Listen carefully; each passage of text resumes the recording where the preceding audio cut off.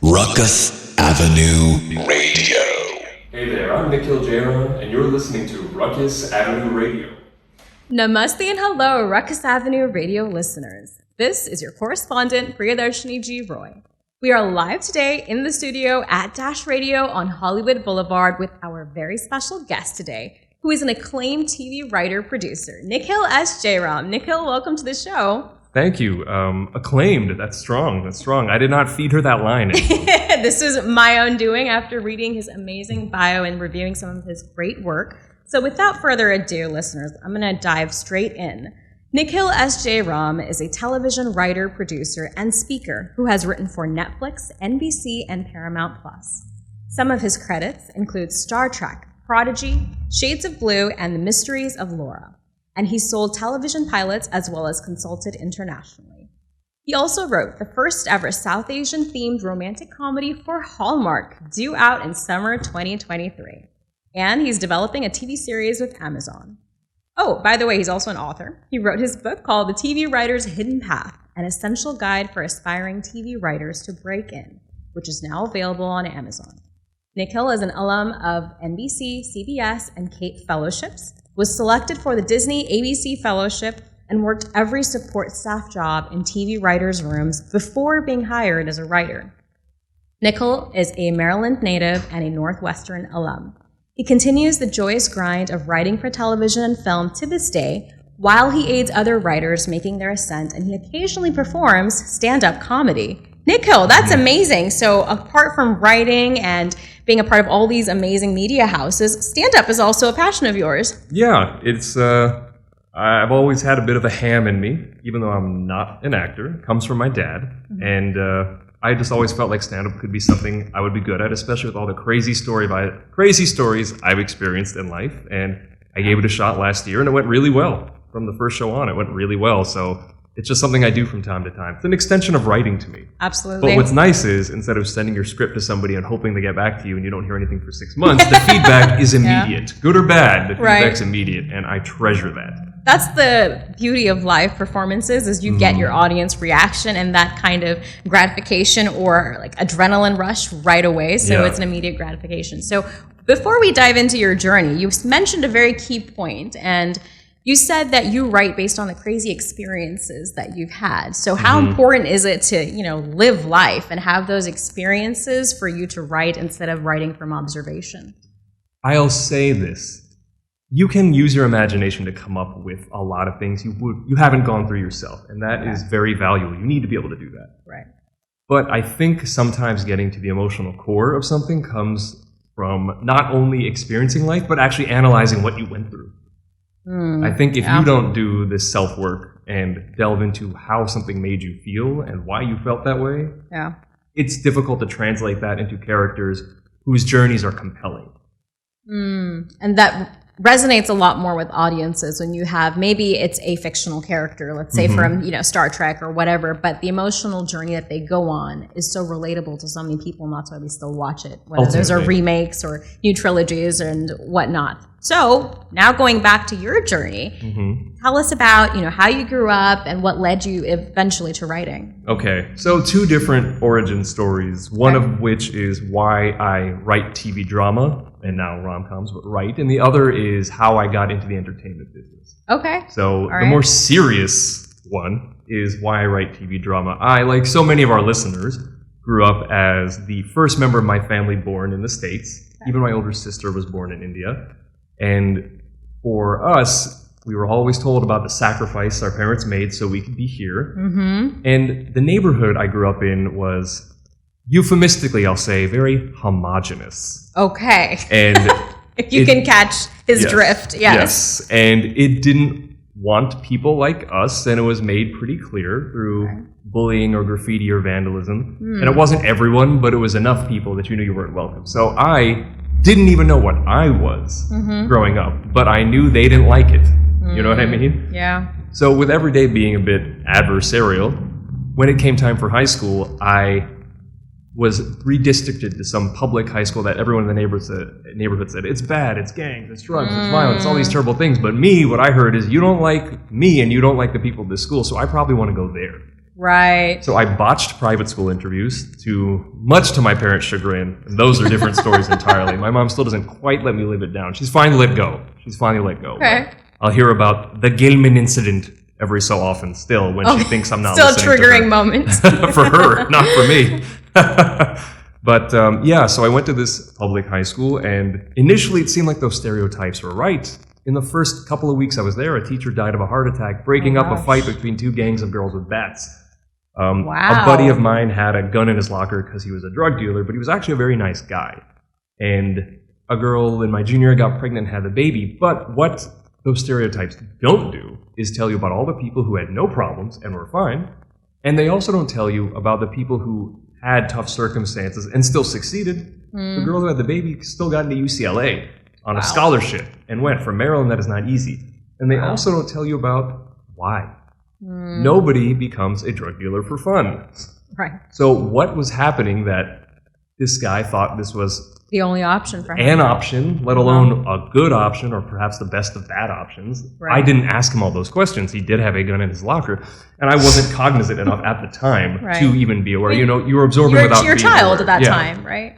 But what it did tell me is that we don't all have the same circumstance per se, and while I am a big believer in personal responsibility, we don't all have the same choice set in front of us, nor the same background to allow us to execute on that. So that was a big eye-opening experience for me about different characters and who people could be in the world, and who they were as people. Even though you would see them, someone would say drug dealer, gun in his locker. I would say actually a nice guy though. Right. Both those things can be true in certain contexts. So it's interesting. After college, I started volunteering at a school, a nonprofit for kids from the slums in Bangalore. Okay. And that was a tremendous experience because these are kids who were often abused or couldn't go to school. They had to work for the family, or school just didn't work for them based on their upbringings.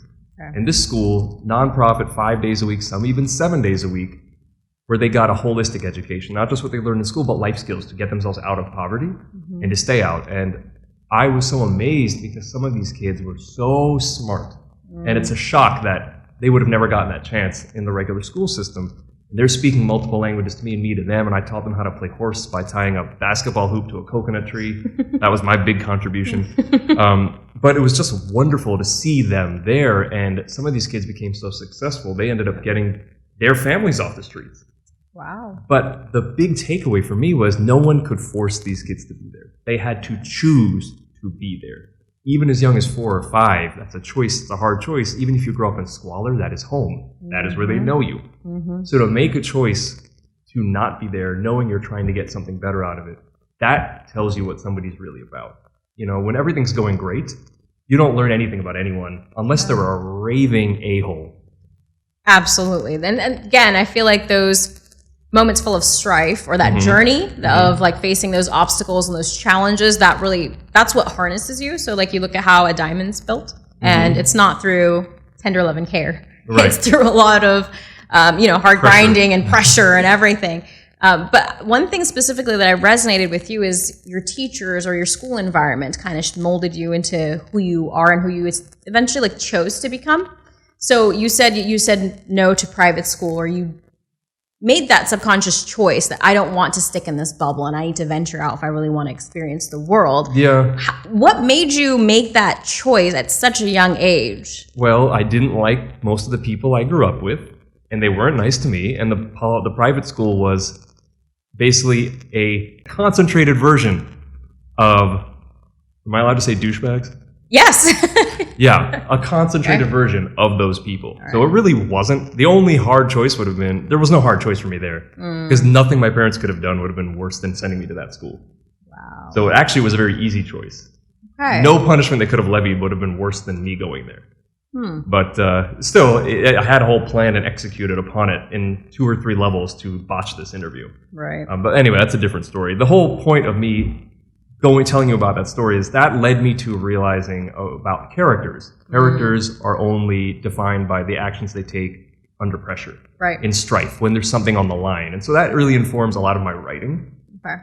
Especially in the beginning, the TV dramas I wrote. Now, of course, I also write rom-coms, even though on the TV side, it's still pretty dark drama. Okay. Go figure. I don't know. Right. That is to say why I got into TV drama writing specifically. All right. If you want the other side of why I got into entertainment, growing up, I was always creative, much like many TV writers. I would always create board games or video games on my calculators, or draw my own comic books, or write short stories, or make video presentations. But growing up in Maryland, nobody would ever say that's a career. Why would they? Right. So my first year of college, I tried to get into an audition of Who Wants to Be a Millionaire, the college edition. I know a lot of useless general knowledge. And there were too many people online, so I didn't get a chance to audition. So instead, I made a game show for the TV network, the student TV network on campus. Oh, wow. And I created it and got local businesses to pony up prize money and had free food from the businesses, got an audience, co-hosted it, of course, had question writers and judges. Someone wrote theme music. I edited it. I did the whole thing, and I got 3 episodes on TV, and it was so much work. And I got no credit, but that showed me that I really just loved it more than the classes. Kind of opened up that box of this is what I'm supposed to be doing. This is what I'm meant for. Okay. Exactly. And so from there, I went to Northwestern and won some grants for short films and wrote and directed some. And they got in some film festivals. And my parents they're very progressive and very Indian at the same time. So they were scared, but willing to see what came of it. Okay. And my mom's a doctor, dad's an engineer. Okay, typical, Desi Indian household. But mom was a very progressive thinker in particular. So they were willing to see, and once they saw that I was winning grants and getting into film festivals, and they went to one of the festivals in New York, and Mira Nair was there. Oh, wonderful. That was not that she had anything to do with me whatsoever, but she was there. But she was there, and they see success, and they can kind of see that trajectory and connect the dots, so to speak. So it was a big deal for them to see that, and so they were nervously supportive of me trying my hand at this in LA. I was nervous too. I wrote a feature and I sent it for my senior thesis in college, and I asked my professor, should I get a real job or should I go to LA? And he read it and said, you should try this in LA. So I did, and also they knew I was probably going to do it anyway. Right. They know me well enough to know that I was going to go. You were headstrong and you had made up your mind. Not stubborn, but I knew this was something I had to do. And they knew I was always creative. I always played drums growing up in bands, this, that, So it wasn't ever a shocker to them that you chose creativity as your passion, but also your profession. Right. No, not at all. They were just nervous about whether I could make a living. And I said, join the club. Okay. All right. But it took a long time. Now they get it. Now they're really on board and they get it. They're still mom's always praying that I get something steady or this or that, but they're happy with how things have gone. All right. And so mom's just now looking forward to bragging to people about things. Okay. That's what she's The bragging rights have been earned. Rights, yeah. She's waited long enough for me to give her anything to brag about. So it's like the auntie's asking her, what does your son do? Well, he does all this writing for all these networks, and you can watch him on there. We're not even part of a big Indian community at all where I grew up. We really didn't have any around. So it's anybody now, the relatives in India, anyone. Right. But she's waited long enough for me to give her something bragworthy. 2015 was the first aired credit I had. Wonderful. So and how many years, I'm sorry to interrupt you, but how many years from your first initial move till 2015 was it? I moved to LA in 2005. I had to figure out what form of writing was right for me. Right.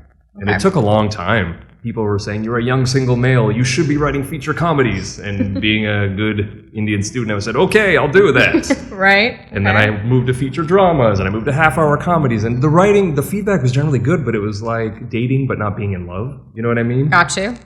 And finally, some friends of mine who are now showrunners, they were, at that time, just broken into 1 hour TV. And they said, we read your stuff. We think you should try this. We think this is what you'd be right for. And they were totally right.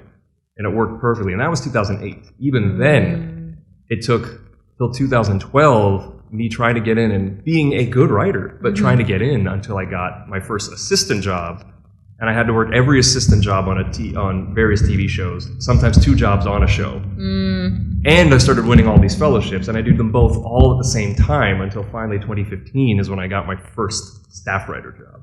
Wow. And then even then, I moved up the ranks, but it was still a little stop, a little start, little up, little down. And finding traction is a luxury. It is not a given. So you have to be willing to weather the storms, and I'm glad I have, because now things are looking good, but catch me tomorrow and who knows? I could say, oh man, I need a break. I know. So when you mentioned and you first did all of these jobs before getting your staff writer role, did you find that the studio executives were more homogenous, and how welcoming were they to person from an Indian background? I think people were kind enough, for sure. Nobody was mean or rude or anything like that. I just think they don't know where to put us. And I think that is especially confusing for folks. I think my job didn't come via executives, I don't think. I think it came from the showrunner who would been on a show where I was an assistant before. And he and I had formed a connection. The writers liked me, generally speaking, and he remembered me. So he gave me that first break. And I had won one of the fellowships, and that did help. So I think my job was able to be funded in part because of that. So I think that helped, but I think drilling down to the level of Indian American I don't think that really factored in for what it's worth. Okay. I can't know that. That is my own conjecture. Okay, interesting. And so now moving forward we're at 2015, you got your first credit. What has your journey been since that? Okay, so wrote on one show called The Mysteries of Laura that was on NBC. Enjoyed that experience. It was cool. The show did not get renewed. It should have. I think it did better than what replaced it. Okay. But after that, there was a show called Shades of Blue, also on NBC, I wrote on in 2017. So 2015 to 16 was Mysteries of Laura. 2017 was Shades of Blue. After that, I had a bit of a drought. Got on some animated shows that didn't end up getting made. Eventually moved to Star Trek Prodigy, which is a hit. And that was really fun to write on. Moved from there to another Netflix show that would have gotten made about a Chinese-American family and immigrant values versus the kids born here. It was a really good show. Shout out to a show that never actually got a title. And the pandemic killed that. And so after that was a bit of a gap again. And I had written a feature or two during the off time, the pandemic time. And that feature, I did get hired on a different show again later in 2022, 1 or 2, I think it was. The years are blending now, but that feature I wrote there was a rom-com, and that helped me get to Hallmark, and they loved that sample, and they wanted to hear other ideas I had, and I pitched one of them that became the movie that is now called Make Me a Match, that will air on June 24th. That's so exciting. And so now tell us more about this film, whatever you're able to share. What's the premise, and how does it include the Indian narrative? Okay, so the premise is a non-South Asian American woman, in this case played by Eva Bourne, who's great, and Rushi Kota is the other lead. You may remember him from Never Have I Ever. Yes. These two are amazing. We had such great actors. But the idea is this American woman who is not Indian is so frustrated with every method of finding love that Westerners know that she's about to give up when she meets an Indian matchmaker. And she goes to her and says, let's do it your way. And so the idea is not that she wants an Indian man specifically, but that she wants to use the methods of this matchmaker. Of streamlining, potential candidates. Yes, because everything else has failed. Wow. That's interesting. I've seen a lot of people in speaking about Indian matchmaking and how that's also a hit Netflix series, and that whole concept of our culture that we knew and we always kind of strayed away from, that we don't want it to be our parents' generation of that matchmaking. Now it's becoming such a hot topic and everybody's kind of driving towards it. So what inspired that concept of Indian matchmaking for you for this film? Well, it's actually for me. The funny thing is people watching the movie will assume the Indian guy is me, but actually the white woman is me. Oh, interesting. Which is funny. Great perspective. All right, so the point of view came from the female protagonist. Yes, and it's because in the story, she has tried finding love all these ways and it doesn't work out. Okay. And she's finally saying, maybe I have to try this thing that I never would have tried before because it's the only option left. Me, I'm one of the only Indian people who's been divorced ever. Okay. In history. Okay. So I wouldn't say in history, but... Don't ruin it. That's part of my shtick. Let me have this. We as a generation have learned, and there's no shame in that. And I know it's stigmatized. So it happened to me, and my parents were more understanding than I would have thought, but I didn't know. I didn't tell them for a year and a half. I just pretended everything was fine because I couldn't bear the shame. I was processing the shame myself, even though they never made me feel that way. It's just so internalized. Right, absolutely. Right? So that's a whole big story. And so then I was back out there, and I had a girlfriend after that and dated around a little bit after that, but I was definitely reacting in part to what I'd been through. So I need to try something different here. I need to try something different there. I was very much about a scientific approach. Very method-based. Very trial.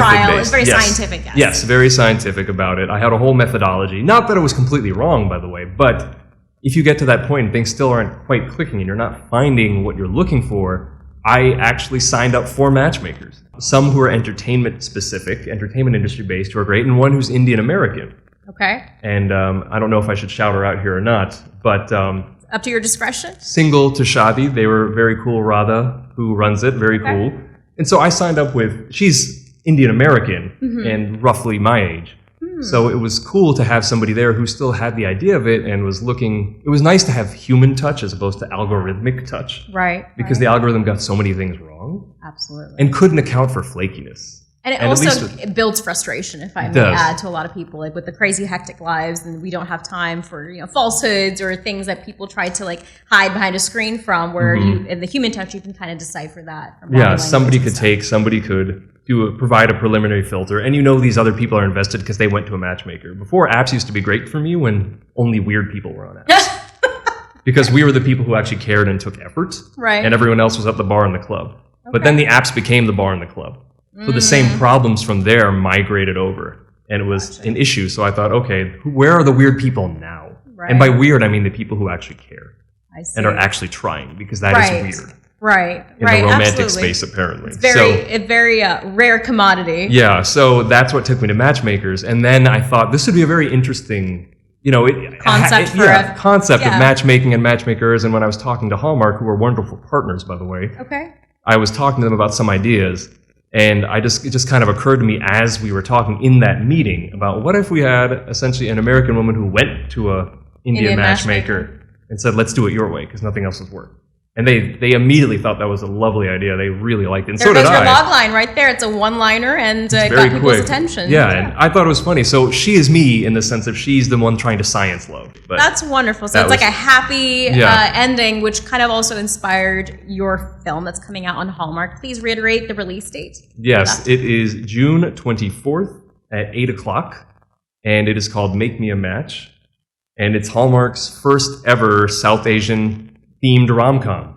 And that's pretty cool. And if that's not their first ever one, I have not seen the other one, and no one has told me about the other one, and no one has ever indicated there's another one. So I feel pretty comfortable saying this is their first one ever, and I've been saying that, and they've heard me say that. So I feel good. But if you have evidence to the contrary, I would have loved to have seen it. Please let me know. No, I think one takeaway from all of Hallmark's products or any type of film that they make, it's always a happy ending, and it's always a warm-hearted story. So I'm very happy to support, and hopefully our listeners can reiterate the premiere date. And now going back to your book, which is called The TV Writer's Hidden Path, which is available on Amazon, also on tvwritershiddenpath.com.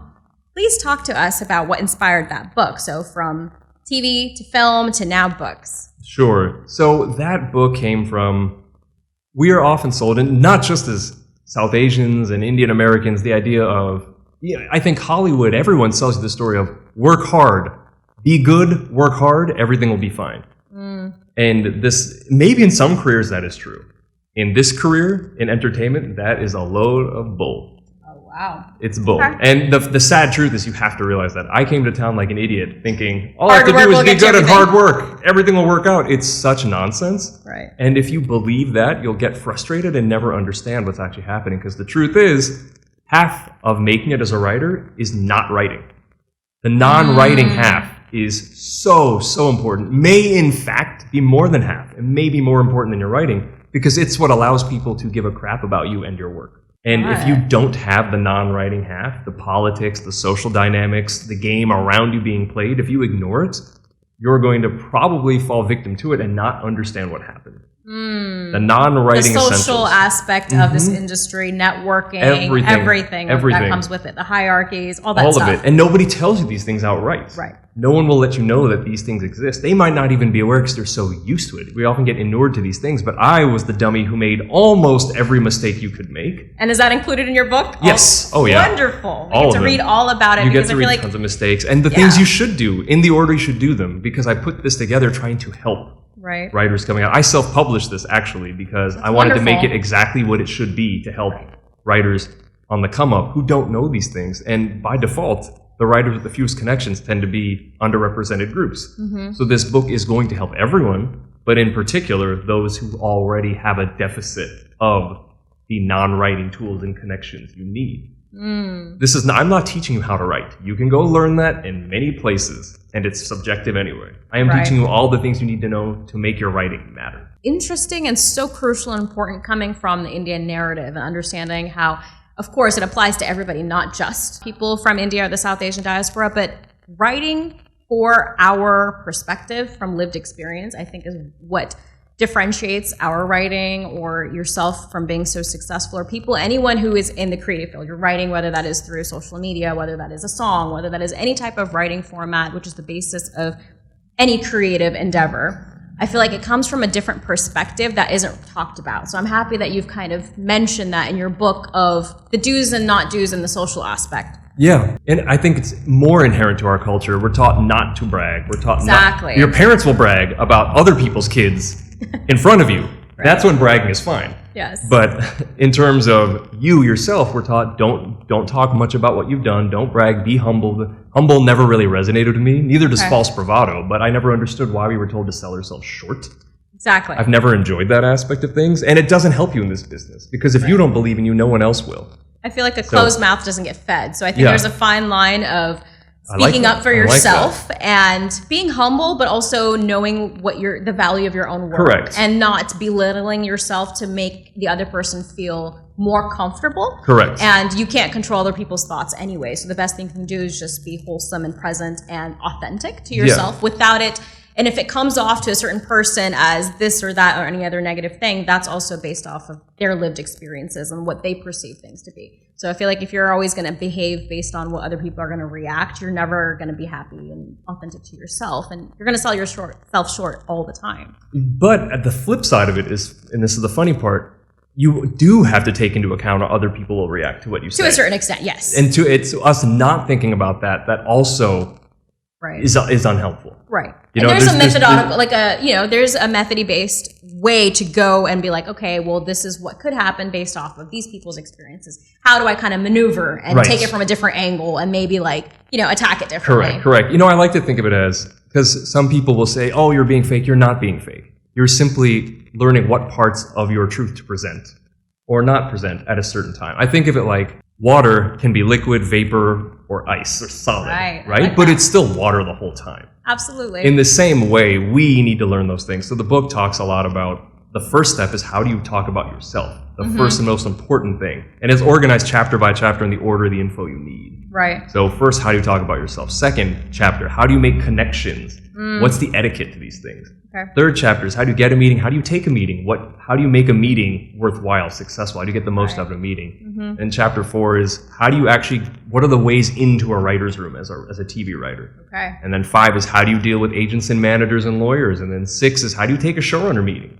And then 7, 8, and 9 are all different aspects of being in a writer's room, including the nasty politics you might encounter. Absolutely. Including how you actually write a script on a show while being in the room, all those things. And then 10 is what do you do to, your career after that, those kinds of things. And how do you set yourself up for the future? 10 and 11 are about those kinds of aspects. So Q&A, stuff like that. So it's really everything I wish I had known starting out. That you're passing on to. Yes, I would have been so far ahead. And so many showrunners have contributed to this book. Their quotes, their personal stories, their experiences, both acknowledged and anonymous, because you can't always have your name out there. And so many showrunners have given praise quotes to this book because they think it's so useful. Stacey McKee, who used to run Grey's Anatomy, Glenn Mazzara used to run The Walking Dead, among all these names. Rashid Newson and TJ Brady used to run Bel Air. All those names are quoted in this book, or praise quoting, because they see the value in this and there hasn't been a book like this. So if I had had this, I would have been running shows already, for sure. Well, we're very proud of all of your accomplishments, Nikhil. And Rukus Ave radio listeners, if you'd like to get his book called The TV Writer's Hidden Path, you can find it on Amazon or tvwritershiddenpath.com. Nikhil, thank you for being such a wonderful guest and sharing your whole journey with us, which is very inspirational and informative at the same time. So please share with our audiences where we can find you on social media or your website so we can follow and stay tuned for all of the latest updates. Okay, I think you can just find me at Nikhil S, like Samantha Jayaram. So NikhilSJayaram at whatever socials you use. I'm not super active right now, but I'm going to get there, I promise you. Okay. With bits about the Hallmark movie and all these things. And shout out to Hallmark as we go off here. I want to shout out Hallmark for being really, really great partners when it came to not only making a movie with Indian culture, but supporting me and what I wanted to do with it and asking for more culture where they could have it. Never shying away, never trying to mute it or water it down. letting it be what I thought it should be, empowering me. The producers, Michael Goldstein, Alex Koskis, supporting me the whole time, letting me make it what I thought it should be. The director, Heather Hawthorne Doyle. These are all people who really supported me being there to make sure culturally we were getting things right. And that we could be there. Wonderful. They were very good allies for this. That's the kind of change and allies that we require moving forward and to continue that momentum. Absolutely. There are systems we need, and I learned a lot about how I change things next time to make better systems, but I was very fortunate to have great partners from the network, the director, the producers, all the way. All the way through the bottom of the line to the top of the line to the executives were, campaigning for this representation that we really required, which also includes inclusion and not just representation. From the writers' room, we always talk about representation on screen, but I'm happy to see that Desis, Indians, South Asians are all there behind an executive position as well as writing positions. So Nikhil, thank you so much for sharing your story. We look forward to catching you on your social media and checking out your Hallmark film as well as your book. So, Rukus Avenue radio listeners, this is Priyadarshini G. Roy, your radio correspondent, signing off with Nikhil. Until next time. Rukus Avenue Radio.